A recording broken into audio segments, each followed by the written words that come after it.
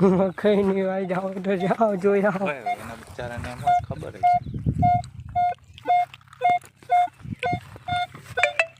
24-25 તાંબાનો coin છે. સિલ્વરનો coin છે.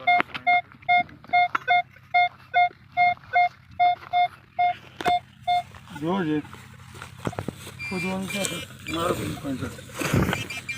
આ જાઓ મિથિલેશભાઈ, તમારા હાથમાં જશ છે. અમારા જેવા કંઈ નહીં પડે.